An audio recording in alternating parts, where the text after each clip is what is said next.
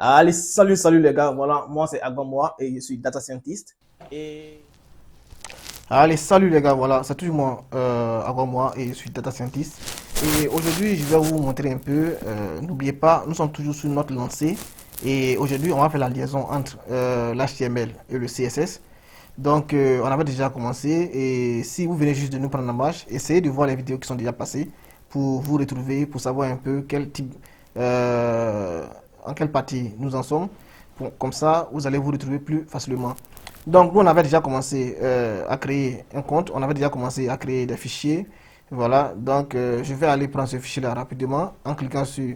Ici, c'est en russe, mais ça, c'est ouvrir un fichier.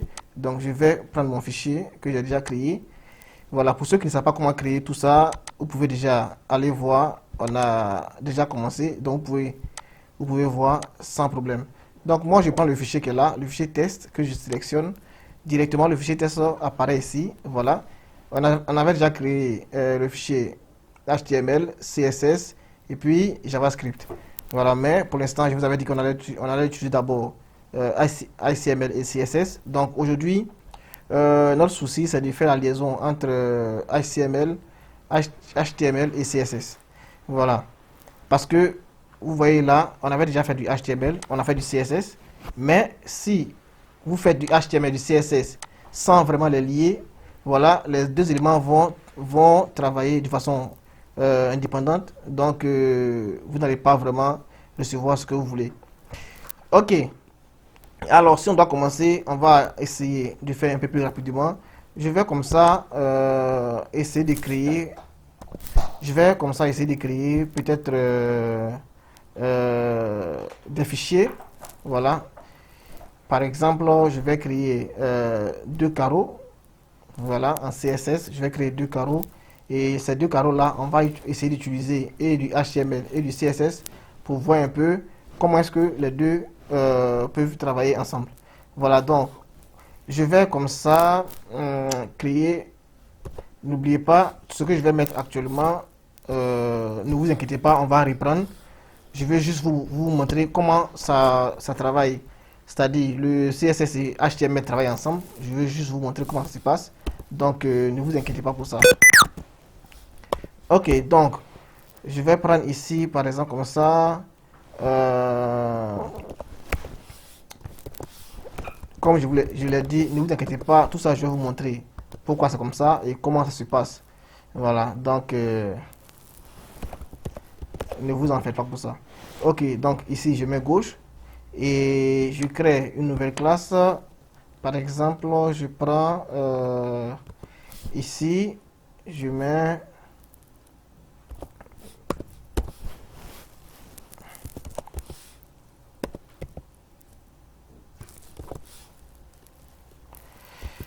ok, je vais vous montrer pourquoi il fait ça. Vous allez comprendre un peu mieux, mais ne vous inquiétez pas.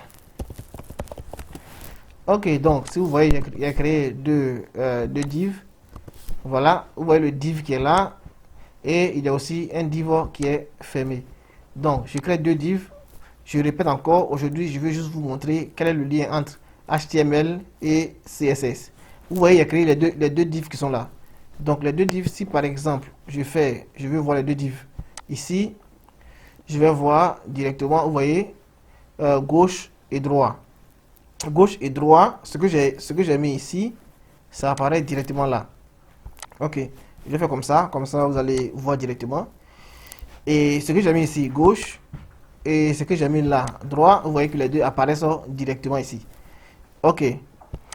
Maintenant, si je viens dans index CSS, moi, ce que je vais vous dire, dans un premier temps, quand vous commencez l'index CSS, essayez de mieux garnir comme ça votre page.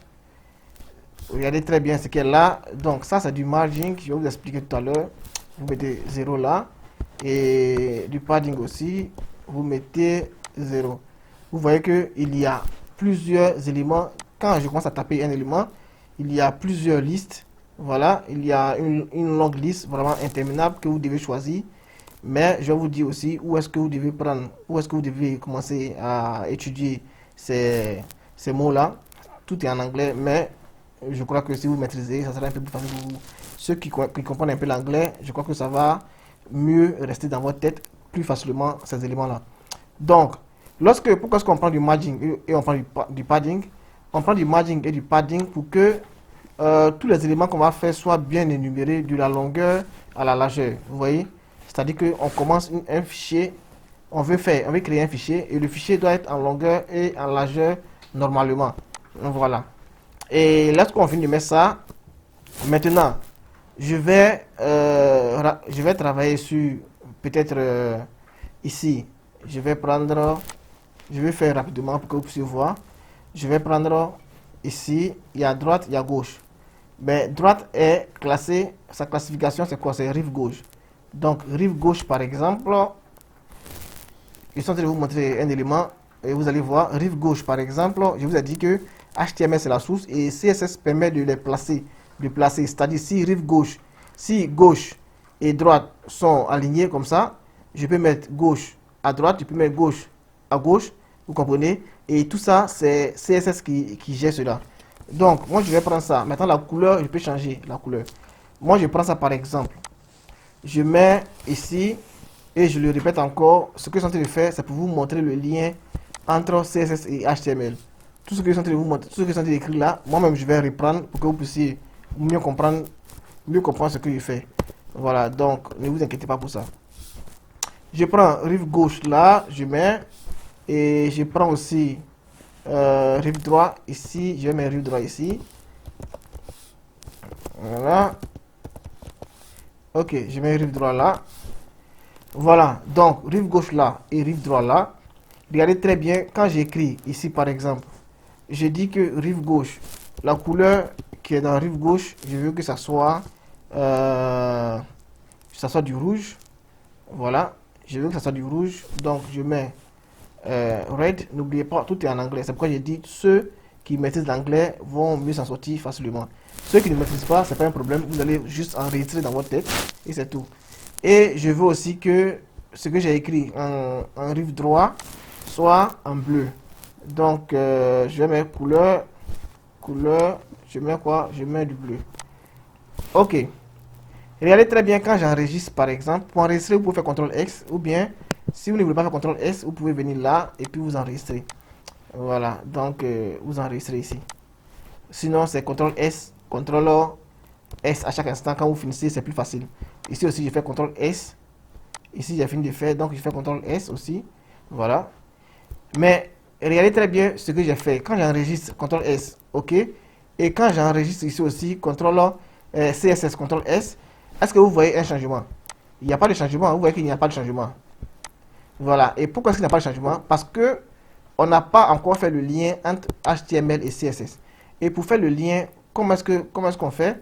On vient directement dans l'HTML, dans la partie qui est là, dans le head, ici par exemple.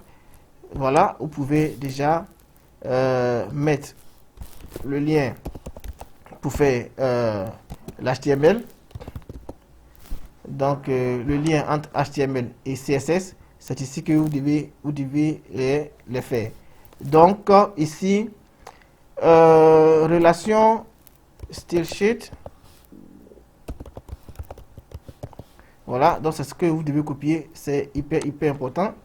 Voilà, et ici, par exemple, comme ça, je mets la relation style sheet et je commence maintenant à mettre la référence.